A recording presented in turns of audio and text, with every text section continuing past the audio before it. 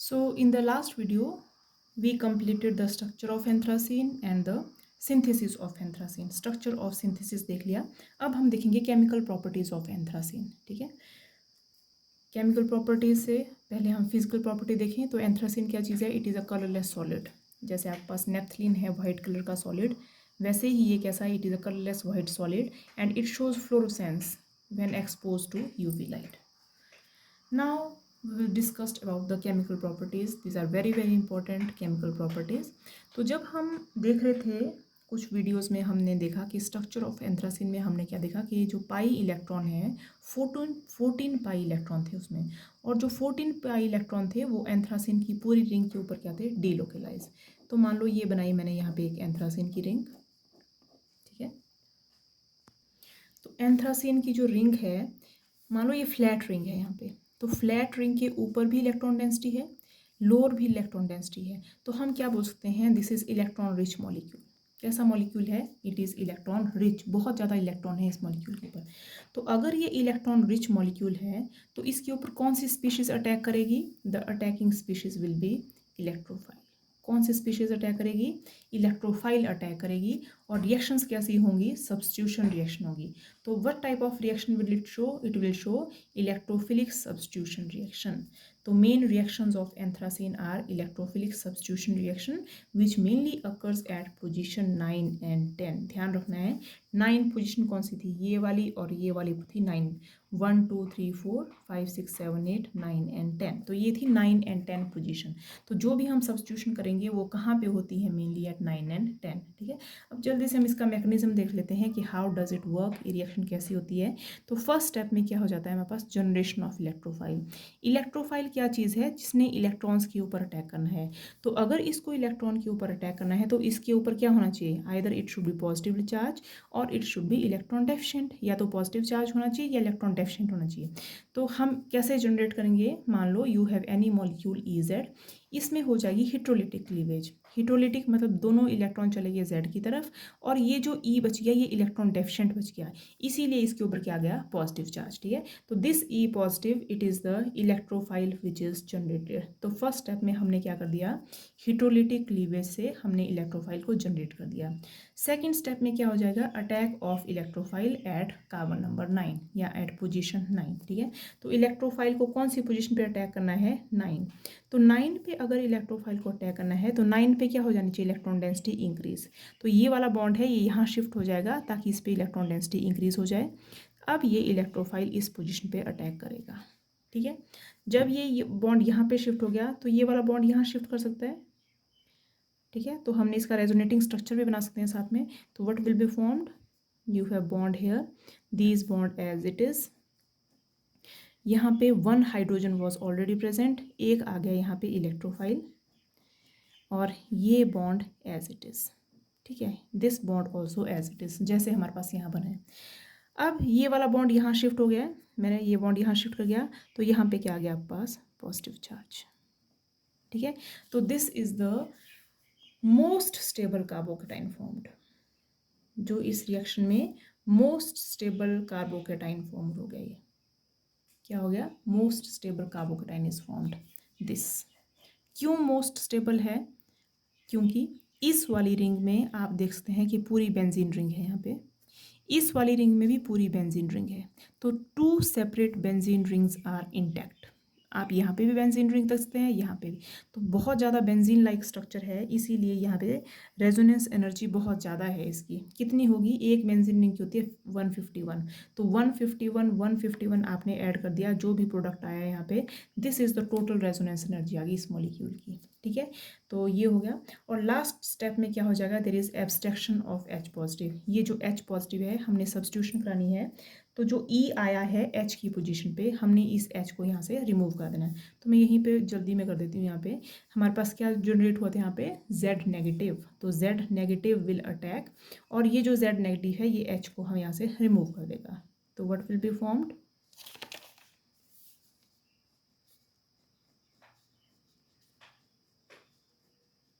ठीक है. अगर H चले गया तो ये H का बॉन्ड यहाँ पे आ जाएगा, ये वाला बॉन्ड वापस अपनी पोजीशन पे चले जाएगा. H का बॉन्ड यहाँ पे, ये वाला बॉन्ड वापस, और H will be removed as H positive, H positive will react with Z negative, तो HZ बन गया यहाँ पे, क्या रिमूव हो गया, माइनस HZ, और ये मॉलिक्यूल एज इट इज़, यहाँ पे बॉन्ड आ गया, यहाँ पे बाकी बॉन्ड एज इट इज़, जिसकी पोजीशन जैसी थी वो बॉन्ड ऐसे रह गए यहाँ पे, और यहाँ पे क्या लग गया आप पास E। अब आपने क्या देखा कि आपने एंथ्रासीन के मॉलिक्यूल पे क्या लगा दिया है, electrophile, by the removal of H positive यहाँ से रिमूव कर दिया है, तो ये कौन सी रिएक्शन होगी, it is the electrophilic substitution reaction of anthracene, ये हमने पढ़ा उसका मैकेनिज्म। अब हम बड़ा इंपॉर्टेंट देखेंगे, बहुत इंपॉर्टेंट टॉपिक है, orientation of electrophilic substitution in case of anthracene. Orientation का मतलब क्या है कि जो इलेक्ट्रोफाइल आया है वो कौन सी पोजीशन पे आएगा, either it go to position number 1, either it go to position number 2, और it go to position number 9, क्योंकि हमने देखा था कि 3 टाइप ऑफ कार्बन एटम है यहाँ पे, 1 पोजीशन वाले अल्फा कार्बन थे, 2 पोजीशन वाले बीटा कार्बन थे, और 9 पोजीशन वाले गामा कार्बन थे, तो 3 जगह सब्स्टिट्यूशन हो सकती थी एंथ्रासीन में, ठीक है। तो हम देखेंगे कि 9 पोजीशन पे ही हम क्यों एंथ्रासीन की सब्स्टिट्यूशन करा रहे हैं, 1 और 2 पोजीशन पे क्यों सब्स्टिट्यूशन नहीं करवा रहे हैं, ठीक है। तो हम देखते हैं यहाँ पे क्या बोलते हैं कि electrophilic substitution reaction on anthracene mainly occurs at position 9 and 10। कहाँ पे हो रही है रिएक्शन, मेनली पोजीशन 9 और 10 पे, कहाँ पे हो रही है, पोजीशन 9 और 10, और इनको क्या बोलते हैं हम, these are also called as gamma position rather than position alpha and beta, ठीक है। तो हम देखते हैं व्हाट इज द रीजन। तो first of all we will see the what is the product which is formed by the attack of electrophile at position 1। तो position number ये 1 है, ये 1 पे इलेक्ट्रोफाइल को अटैक करना है, तो ये बॉन्ड यहाँ शिफ्ट हो गया, ठीक है, ये बॉन्ड यहाँ पे शिफ्ट हो गया, तो आप इस बॉन्ड को यहाँ शिफ्ट कर दो, देखो क्या बनता है। तो मैंने 1 पोजीशन पे यहाँ पे अटैक कराया, तो electrophile will go at position number 1, ठीक है। तो क्या बन जाएगा,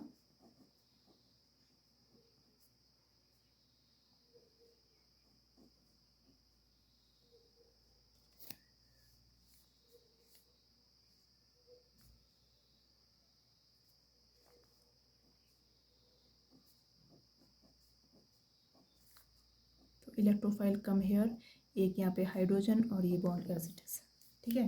तो यहाँ पे क्या गया, पॉजिटिव चार्ज।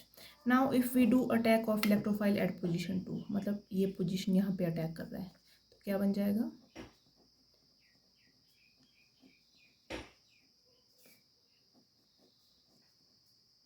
इलेक्ट्रोफाइल, साथ में एक हाइड्रोजन ऑलरेडी प्रेजेंट है, double bond as it is, और पॉजिटिव चार्ज यहाँ पे, ठीक है। अब हम कराएंगे अटैक एट पोजीशन 9, तो हम देखेंगे कि स्टेबिलिटी ऑफ कार्बोकेटाइन कैसे बन रहा है, क्या स्टेबिलिटी है उस कार्बोकेटाइन की, ये कंपेयर करेंगे हम बाय द पोजीशन इफ़ ये अटैक एट पोजीशन नंबर 1, 2 और 3। तो 9 पोजीशन पे ये वाला बॉन्ड यहाँ शिफ्ट हो सकता है, ठीक है। तो ये वाला बॉन्ड यहाँ शिफ्ट हो गया, यहाँ पे आ गया E, यहाँ पे आ गया H, और यहाँ पे क्या आ गया आपके पास, पॉजिटिव चार्ज। तो we have 3 carbocations formed, this is carbocation 1 formed by attack at position 1, ये है carbocation 2 formed by attack at position 2, और ये है carbocation which is formed at position number 9, ठीक है। तो अगर मैं ध्यान से देखूँ इन कार्बोकेटाइन को, तो अगर मैं इसको हटा देती हूँ, तो ये वाला स्ट्रक्चर जो बना है आप क्या देख सकते हैं, ये कैसा स्ट्रक्चर है, ये नेप्थलीन की तरह रिजेंबल कर रहा है, ठीक है। तो क्या बन रहा है यहाँ पे, naphthalene type of structure is formed. अगर आप इसको कंपेयर करो तो ये वाला जो स्ट्रक्चर बन रहा है, तो ये भी क्या बन रहा है आपके पास, नेप्थलीन, क्या बन रहा है, नेप्थलीन। तो अटैक एट पोजीशन 1 और 2 से जो भी कार्बोकेटाइन बन रहा है उसके बीच में आपको नेप्थलीन टाइप ऑफ स्ट्रक्चर दिख रहा है। लेकिन if you attack at position number 9, तो ये वाला स्ट्रक्चर क्या दिख रहा है आपको, क्या दिख रहा है, it look likes benzene, look क्या, ये है ही बेंजीन, और ये भी क्या दिख रहा है आपको, बेंजीन। तो 9 पोजीशन के अटैक से आपको 2 बेंजीन रिंग की तरह स्ट्रक्चर दिखाई दे रहे हैं, लेकिन पोजीशन नंबर 1 और 2 से आपको नेप्थलीन टाइप ऑफ स्ट्रक्चर दिखाई दे रहे हैं, ठीक है। तो हम अब इनको इंटरप्रेट करते हैं, क्या लिखते हैं कि if you attack at position number 9 you result in formation of benzene ring type of structure.